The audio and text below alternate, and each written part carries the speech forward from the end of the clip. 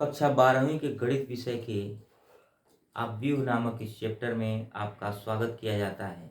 इसके पहले आव्यूह से रिलेटेड हमने 2 वीडियो बनाए हैं, उसे आप डिस्क्रिप्शन बॉक्स से देख सकते हैं। और आज हम आव्यूह के इस तीसरे वीडियो में आव्यूहों का गुणनफल के बारे में जानेंगे। जो सबसे महत्वपूर्ण टॉपिक होता है आव्यूहों का गुणनफल। आव्यूहों के गुणनफल के बारे में आज हम चर्चा करेंगे। तो आइए देरी न करते हुए वीडियो को शुरू करते हैं। आव्यूहों का गुणनफल, जैसा कि हमने आपको पहले ही बता दिया है कि आव्यूहों को पंक्तियों और स्तंभों के द्वारा एक बड़े कोष्ठक में रख करके व्यक्त किया जाता है, पंक्तियों और स्तंभों में। और आव्यूहों का क्रम क्या होता है? पंक्ति गुणे स्तंभ। आव्यूहों का क्रम क्या होता है? पंक्ति गुणे स्तंभ। तो जो आव्यूहों का गुणन होता है वो भी पंक्ति से स्तंभ में गुणा होता है। यानी पहले पंक्ति के आव्यूह का हम दूसरे आव्यूह के पहले स्तंभ के साथ गुणा करते हैं। तो आइए देखते हैं आव्यूहों का गुणनफल ज्ञात कैसे करते हैं। तो देखिए, यदि दो आव्यूह ए तथा बी दिए गए हों, यदि दो आव्यूह ए तथा बी दिए गए हों, आव्यूह ए के पंक्तियों के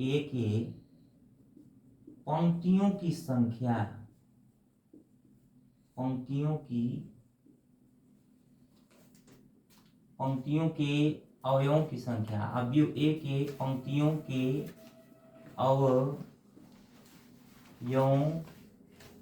की संख्या यदि आव्यूह बी के स्तंभों की संख्या के बराबर होगी, तभी आव्यूहों का गुणनफल संभव होगा। तो ध्यान दीजिए, सबसे महत्वपूर्ण पॉइंट है कि आव्यूह ए के पंक्तियों के अवयवों की संख्या यदि आव्यूह बी के स्तंभों की संख्या के बराबर होगी, तभी आव्यूहों का गुणनफल संभव होगा। जैसे ए बराबर यम गुणे यन कोटि का एक आव्यूह है, यम गुणे यन कोटि का एक आव्यूह है, तथा बी बराबर यन गुणे पी कोटि का एक दूसरा आव्यूह है। हम हर बार दो आव्यूहों का आपस में गुणा कर सकते हैं, लेकिन कई आव्यूह दिए रहेंगे तो प्रत्येक बार पहले आव्यूह का दूसरे आव्यूह में गुणा करेंगे, फिर उसके बाद ही दोनों आव्यूहों का गुणनफल हम ज्ञात कर सकते हैं। तो देखिए, ए बराबर यम गुणे यन कोटि का एक आव्यूह है तथा बी बराबर यन गुणे पी कोटि का एक दूसरा आव्यूह है। तब इनके गुणनफल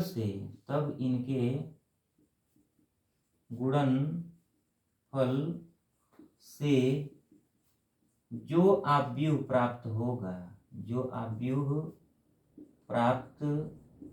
होगा, माना वह आव्यूह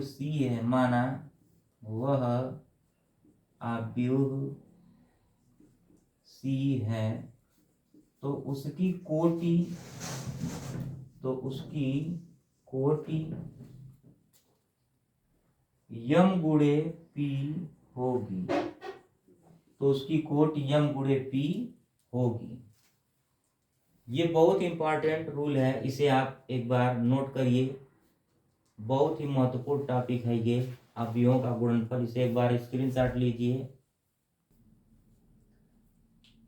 यदि दो अवयव ए तथा बी दिए गए हों, अवयव ए के पंक्तियों के अवयवों की संख्या अवयव बी के स्तंभों की संख्या के अगर बराबर होगी, अवयव बी के स्तंभों के अवयवों की संख्या, यहाँ पर एक चीज लिखना हमने भूल गया, अवयव ए बी के स्तंभों के अवयवों की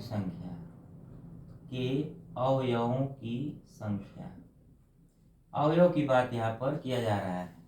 तो देखिए, यदि दो अवयव ए और बी दिए गए हैं, उनमें से अवयव ए के पंक्तियों को देखना है और अवयव बी के स्तंभों को देखना है। अगर दोनों के अवयव समान हैं तब अवयव का गुणनफल संभव होगा, अन्यथा गुणनफल संभव नहीं होगा। हर एक माने अवयव ए के पंक्ति के हर एक अवयव का अवयव बी के स्तंभ के हर एक अवयव के साथ गुणा होना चाहिए। अगर एक भी अवयव बच गया तो समझ लीजिए कि गुणा असंभव है। तो आइए अब इसे नोट करने के बाद हम उदाहरण के द्वारा इसे समझते हैं। तो अवयवों का गुणनफल हम कैसे करते हैं, ये देखिए, ये हो गया पंक्ति और ये हो गया स्तंभ।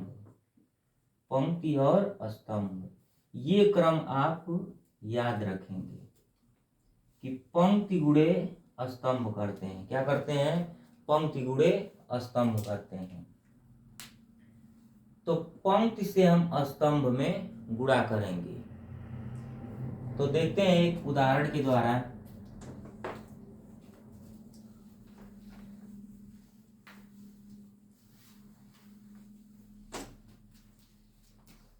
यदि a बराबर 1, 2, 3 तथा b बराबर 1, 2, 3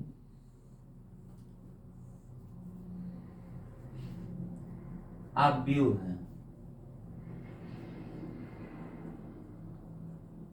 तब a क्रॉस b या a इंटू बी या ए बी बराबर क्या होगा? ए बी का मतलब क्या हो गया? अवयव ए का अवयव बी में गुणा करना है। तो आइए देखते हैं। ए बी बराबर, यहाँ पर हम 1, 2 और 3 लिख लेंगे। फिर उसके बाद 1, 2, 3 इस तरह से लिख लेंगे। इसका क्रम क्या है? इस अवयव का क्रम 1 गुणे 3, पंक्ति गुणे स्तंभ। तो स्तंभों की संख्या देखिए 3 है, 1, 2 और ये 3, और एक ही इसमें पंक्ति है। और इसके क्रम की बात करें तो देखिए इसमें 3 पंक्तियां हैं लेकिन एक ही स्तंभ है। तो इसको हम क्या कहेंगे? 3 गुणे 1, 3 गुणे 1। अब जब इसका हम गुणा करेंगे तो क्या होगा? हमने क्या बताया कि अवयवों का गुणा हम इस तीर के हिसाब से करते हैं। ये तीर के हिसाब से, यानी पंक्ति गुणे स्तंभ। ये पहली पंक्ति है और इसमें एक ही स्तंभ है, तो एक पंक्ति है और एक स्तंभ है। तो ये देखिए, इसका गुणा हम इसमें करेंगे, फिर प्लस करते जाएंगे, फिर इसका गुणा हम इसमें करेंगे, फिर इसका गुणा हम इसमें करेंगे, और सबको प्लस चिन्ह से जोड़ते जाएंगे। तो ए बी बराबर क्या हो जाएगा? 1 का गुणा हमने 1 में कर लिया, प्लस थोड़ा हम बड़ा लिखते हैं इसको, 1 गुणे 1 धन 2 गुणे 2 और धन 3 गुणे 3। अब देखिए ए बी बराबर क्या हो जाएगा? 1 धन 2 दूना के 4 धन 3 तिरिके 9, और ए बी बराबर क्या हो गया? 9 4 13 1 14। इसका क्रम क्या हो गया, 1 गुणे 1। इस अवयव का क्रम क्या हो गया, 1 गुणे 1। तो देखिए अवयव ए का क्रम क्या है, ए का क्रम 1 गुणे 3। अवयव बी का क्रम क्या है, 3 गुणे 1। तो अभी अभी हमने बताया कि इनके गुणनफल से यानी ए बी बराबर जो सी होगा उस सी का क्रम क्या हो जाएगा, 1 गुणे 1। यानी ये यम और ये वाला यन हमको ध्यान रखना होता है, यम गुणे पी। जैसे था पहले कि यम गुणे यन कोटि का पहला अवयव था, पीछे आप देख सकते हैं, और बी यन गुणे पी कोटि का दूसरा अवयव था। तो जो अगला अवयव गुणा करने पर प्राप्त होगा उसका कोटि क्या होगा, इसका यम वाला लेंगे और इसका आखिरी पी वाला लेंगे। तो देखिए हमने 1 गुणे 1 किया और हमारा ये क्रम भी क्या प्राप्त हो गया, 1 गुणे 1। तो इस तरह से हमने अवयवों के इस गुणनफल के बारे में एक छोटा सा प्रश्न सरल किया। आइए हम दूसरे प्रश्न की ओर बढ़ते हैं, तब तक आप इसे नोट कर लीजिए। तो देखिए यहाँ पर एक मिस्टेक हो गया है, 9 4 13 1 14 होगा। तो यहाँ पर हम इसको 14 लिख दे रहे हैं, और ऐसे ही छोटी छोटी गलतियाँ होती रहेंगी। तो आप लोगों से ये रिक्वेस्ट है कि जो भी छोटी मोटी गलतियाँ हों या आपके कोई सुझाव हों तो आप कमेंट बॉक्स में अपने सुझाव एवं प्रतिक्रियाएं व्यक्त करें। हम उसे समय निकाल करके पूरा करने की कोशिश करेंगे, उसे सुधारने की कोशिश करेंगे। तो आइए अब हम दूसरे प्रश्न की ओर बढ़ते हैं। अवयवों के गुणनफल के लिए हम क्या करते हैं, पंक्ति गुणे स्तंभ। जो अवयवों का क्रम होता है ठीक वही काम हम अवयवों के गुणनफल में करते हैं। यानी अवयव ए जो कि हमारा पहला अवयव होगा उसकी जो पंक्ति होगी उसके अवयवों की संख्या, और अवयव बी जो कि हमारा दूसरा अवयव होगा उसके स्तंभों की संख्या अगर समान है तभी अवयव का गुणनफल संभव है, अन्यथा नहीं। जैसे मैं दूसरा प्रश्न उठाऊं और a बराबर 1 2 3 4 5 6 ऐसे हमने लिख दिया, और हमारे पास जो दूसरा अवयव है b वो 1 2 3 4 है। अब इसमें प्रश्न पूछा कि क्या ए बी संभव है, क्या ए बी संभव है। तो आइए हम देखते हैं, ए बराबर कितना है 1, ए बी लिखते हैं, और ए बराबर हम लिखते हैं 1 4 2 5 3 6। तो देखिए अवयव ए के पहले पंक्ति में अवयवों की संख्या, अवयवों की संख्या कितनी है, 3 है। 1 2 3 अवयव है, और जो b बराबर अवयव है 1 2 3 4 अवयव b के पहले स्तंभ के अवयवों की संख्या, अवयवों की संख्या बराबर क्या है 1 2। और हमने क्या बताया कि अवयवों का गुणनफल तभी और केवल तभी संभव है जब अवयव ए के पंक्ति में, पहले पंक्ति में जितने अवयव हैं उतने ही अवयव अवयव बी के पहले स्तंभ में होने चाहिए। लेकिन क्या यहाँ पर है, नहीं है। अवयव ए के पहले पंक्ति में अवयवों की संख्या है 3, और अवयव बी के पहले स्तंभ में अवयवों की संख्या है 2, इसलिए ए बी संभव नहीं है। ए बी संभव नहीं है, ए बी संभव नहीं है।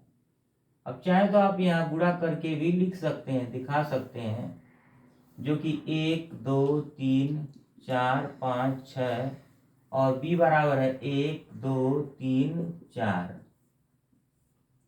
यदि आप इसका इसमें गुणा कर ले रहे हैं और इसका इसमें गुणा कर ले रहे हैं तो 3 जो है वो शेष बच जा रहा है, जबकि कोई भी अवयव ऐसा नहीं बचना चाहिए कि जिसका गुणा न हो, इसलिए ये क्या है, संभव नहीं है। तो आप इस प्रश्न को भी अच्छे से नोट करिए और आपको उम्मीद है कि ये समझ में आया होगा कि अवयवों का गुणनफल कब संभव होता है और कब संभव नहीं होता है। तो आइए शुरू करते हैं, तीसरे प्रश्न की ओर हम बढ़ते हैं। एक और उदाहरण लेते हैं, तीसरा क्वेश्चन जो आपके यहाँ नोट है, a बराबर 1 2 3 4 5 6 और b बराबर 1 2 3 4 5 6। प्रश्न है कि क्या ए बी संभव है, यदि हाँ तो ज्ञात करिए। जैसा कि हमने अभी आपको बताया कि आप ए के पहले पंक्ति में अवयवों की संख्या को देखना है जो कि 3 है, और आप बी के पहले स्तंभ के अवयवों की संख्या देखना है, वो भी कितना है, 3 है। तो इसका मतलब ये हो गया कि इसका गुणनफल संभव है। तो अगर गुणनफल संभव है तो ज्ञात किया जाए, तो हम क्या करेंगे, ए बी संभव है लिख देंगे, ए बी संभव है। पहला का आंसर हमारा हो गया, क्या ए बी संभव है, तो हाँ ए बी संभव है। पूछेगा क्यों संभव है, तो आप बता सकते हैं कि अवयव ए के पहले पंक्ति के जितने अवयव हैं उतने ही अवयव अवयव बी के पहले स्तंभ में दिख रहे हैं, अतः अवयव का गुणनफल संभव है। आइए अवयव का ये गुणनफल हम देखते हैं कि क्या होगा। गणना के द्वारा इसे ज्ञात करते हैं। 1 2 3 4 5 6 और 1 3 5 और यह 2 4 6। तो जैसा कि हमने बताया कि पंक्ति और स्तंभ का गुणा करना होता है और उसके बाद उन्हें प्लस के द्वारा जोड़ते जाते हैं। तो 1 का 1 में गुणा करेंगे तो 1 गुणे 1, फिर धन 2 गुणे 3 और धन 3 गुणे 5। फिर उसके बाद क्या करेंगे, 1 2 3 का अब इस वाले स्तंभ में गुणा करेंगे। पहले पंक्ति का पहले स्तंभ में गुणा हो गया, अब पहले पंक्ति का दूसरे स्तंभ में गुणा करेंगे तो क्या हो जाएगा, 1 गुणे 2 धन 2 गुणे 4 धन 3 गुणे 6, 1 गुणे 2 2 गुणे 4 3 गुणे 6। एक एक स्टेप हम गुणा करते जाते हैं, जैसे सीढ़ी पर कदम रखना होता है, सेम उसी तरह से अवयवों का गुणनफल होता है। अब देखिए 4 का गुणा 1 में, तो 4 गुणे 1 धन 5 गुणे 3 धन 6 गुणे 5। अब इस पंक्ति का इस स्तंभ में गुणा हो गया, अब इस पंक्ति का इस वाले स्तंभ में गुणा करेंगे। तो देखिए 4 गुणे 2 फिर धन 5 गुणे 4 फिर धन 6 गुणे 6। अब इसे जोड़ घटाव की क्रिया कर लेंगे, तो सब कुछ जोड़ना ही है। 1 एकम 1 3 दूना के 6 5 तिहाई 15, 4 एकम 4 5 तिहाई 15 और 6 पचे 30, 1 दुआएं 2 2 चौको 8 6 तिरी 18, 4 दूना के 8 5 चौको 20 और 6 छक्का 36। अब देखिए ए बी बराबर क्या हो जाएगा, ए बी बराबर ये 15 और 5 20 और 20 2 22 हो जाएगा, यहाँ पर 22 लिख देंगे। और देखिए 8 2 10 और 10 20 8 28। देखिए यहाँ का 10 और यहाँ का 10 मिलकर के 20 और उसमें का बचा हुआ 8 28। फिर ये 30 और 15 45, 45 और 4 49, फिर उसके बाद ये 30 और 20 50, 50 6 56, 56 और 8 कितना हो जाएगा, 8 6 14, 64। आप इसे एक बार खुद जोड़ लेंगे और यहाँ पर लिख लेंगे। तो देखिए इस आव्यूह का क्रम कितना है, इसमें कितनी पंक्तियां हैं, 1 2, तो 2 गुणे स्तंभ कितने हैं, 3। इस आव्यूह के क्रम की बात करें तो इसमें कितनी पंक्तियां हैं, 3, स्तंभ कितने हैं, 2। तो क्या बताया गया कि जो गुणा करने के बाद जो दूसरा या नया आव्यूह प्राप्त होगा उसका क्रम अगर पूछे क्या होगा तो क्या हो जाएगा उसका क्रम। ये देखिए यम गुणे यन में इस वाले यम को रखना है और इस धर वाले स्तंभ को रखना है, तो इसका अवयव क्या हो गया, इसका गुणनफल 2 गुणे 2, इसका क्रम हो गया। जो नया आव्यूह प्राप्त हुआ है गुणा करने पर उसका क्रम हो गया 2 गुणे 2 क्रम का, यानी ये वाला 2 और ये वाला 2। यम गुणे यन बराबर यन गुणे पी, यम गुणे यन बराबर यन गुणे पी। जब इस टाइप का रहेगा तो ये यम और ये पी इस नए आव्यूह का क्या हो जाएगा, क्रम हो जाएगा। तो उम्मीद है आपको आज का टॉपिक अच्छे से समझ में आया होगा।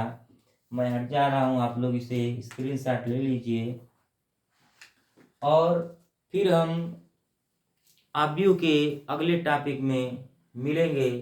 तब तक के लिए आप लोगों का बहुत बहुत शुक्रिया। वीडियो को देखते रहिए और ज़्यादा से ज़्यादा शेयर कीजिए, सब चैनल को सब्सक्राइब कीजिए। धन्यवाद।